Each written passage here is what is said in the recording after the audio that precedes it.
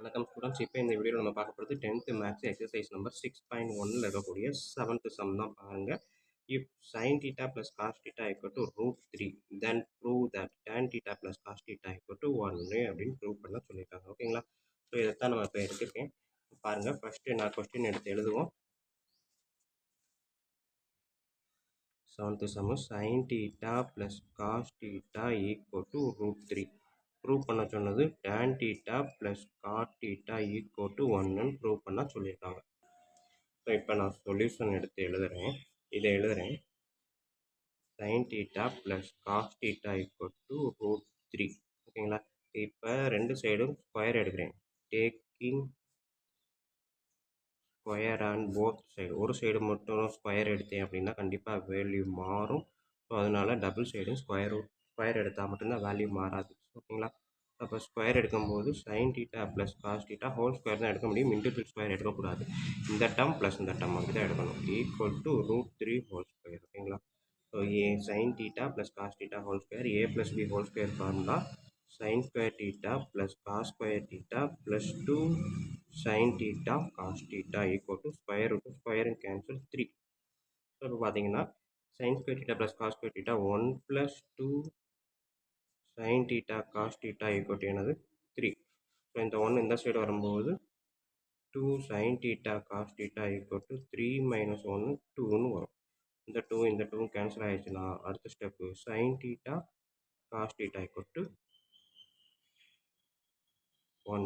ஓகேங்களா? sin theta cos theta equal to 1 அப்படின்னு எனக்கு ஆன்சர் வந்துடும். ஸோ நெக்ஸ்ட்டு இந்த சைடு 1 இருக்குது. இப்போ இந்த சைடு நான் எடுத்து ப்ரூவ் பண்ண வேண்டியது. ஓகேங்களா? ஓகேங்களா? ஒரு சைடு மட்டும் எடுத்து ப்ரூவ் பண்ணியிருக்கேன். அடுத்து இதை எடுக்கிறேன். tan theta plus cot theta equal to 1ன்னு ப்ரூவ் பண்ணணும். tan theta எப்படி எழுதலாம்? sin theta by cos theta.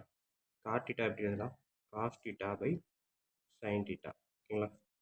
So cross multiplication போடுங்க. sin theta into sin theta whole square plus cos theta into cos theta whole square. அதாவது cos square theta sin square theta cos square theta எப்படி வேணால் எடுத்துக்கலாம். ஓகேங்களா? Whole square போட்டாலும் individual square போட்டாலும் ஒன்று தான். ஸோ இங்கே ஹோல் ஸ்கொயர் போட்டுருக்கு, இங்கே இன்டிஜுவல் ஸ்கொயர் இருக்குது. Divided by cos theta sin theta என்ன எழுதலாம்? sin theta cos theta equal to 1. So இதை பார்த்தீங்கன்னா ஹோல் ஸ்கொயர்னாலும் இன்டிஜுவல் ஸ்கொயர்னாலும் ஒன்று தான். So sin square theta plus cos square theta divided by sin theta cos theta equal to sin square theta plus cos square thetaன்றது 1. ஓகேங்களா? அதுக்கப்புறம் sin theta cos theta வந்து 1ன்னு நம்ம prove பண்ணி வச்சுருக்கோம். அப்போ sin theta cos theta வந்து 1 equal to 1. 1/1 equal to 1ன்றப்போ 1 equal to 1. ஓகேங்களா? அவ்வளோதான். So hence proved. ஓகேங்களா? இந்த சைடு 1 எடுக்காமலே நீங்கள் கொண்டு வந்தாலும் ஈக்குவல் டு 1ன்னு வரும்போது ஸோ இதை நான் எடுத்து 1ன்னு கொண்டு வந்துட்டேன்னு கூட சொல்லலாம். ஸோ இவ்வளோதான் ஸ்டூடெண்ட்ஸு நம்மளுக்கு இருக்கக்கூடிய 7th சம்மில் ஃபஸ்ட்டு டிவிஷன். ஒன்றுமே இல்லை, கொடுத்துருக்கத ஸ்கொயர் எடுக்கிறேன். ரெண்டு சைடும் ஸ்கொயர் எடுத்தீங்கன்னா எனக்கு அப்படியே சால்வ் பண்ணிங்கன்னா sin theta cos theta க்கு 1ன்னு கிடைக்கும். ஸோ அதே இது இந்த சைடு இருக்கிறத நான் வந்து வழக்கம் போல் tan theta sin by cosன்னு காட்டை வந்து cos by sin எடுக்கும்போது கிராஸ் மல்டிப்ளிகேஷன் போட்டேன்னா sin square theta plus cos square theta divided by sin theta cos theta வரும். we know that sin theta plus cos theta equal to 1. ஓகேங்களா? வேணா இதை 1ன்னு equation 1 வச்சுக்கோங்க, from 1ன்னு கூட போட்டுக்கலாம். ஓகேங்களா? அப்புறம் ஃபர்ஸ்ட் ஈக்குவேஷன் எப்படி வேணாலும் நம்ம யூஸ் பண்ணிக்கலாம். ஸோ இவ்வளோ தான் நமக்கு 7th சம்மில் ஃபஸ்ட்டு டிவிஷன். நெக்ஸ்ட்டு நம்ம செகண்ட் டிவிஷன் பார்ப்போமா? செகண்ட் டிவிஷன் பாருங்கள், இங்கேயே எழுதுகிறேன். Second division √3 sin theta minus cos theta equal to 0. So √3 sin theta minus cos theta equal to 0 கொடுத்துட்டு எதை ப்ரூவ் பண்ண சொல்லியிருக்கான்? tan 3 theta equal to 3 tan theta minus tan cube theta divided by 1 minus 3 tan square theta அப்படின்னு prove பண்ண சொல்லியிருக்கான். ஓகேங்களா? So இப்போ இந்த சம்மை நான் இங்கேருந்து எடுக்கிறேன். √3 அப்படின்றத எடுத்தோம் அப்படின்னா இந்த மைனஸ் காஸ் theta மட்டும் அந்த சைட் கொண்டு போகலாம். ஓகேங்களா? √3 sin theta equal to cos theta. Next √3 equal to இந்த cos theta இங்கிட்டு இருக்கு, இந்த sin theta இங்கே இருக்குது. ஓகேங்களா?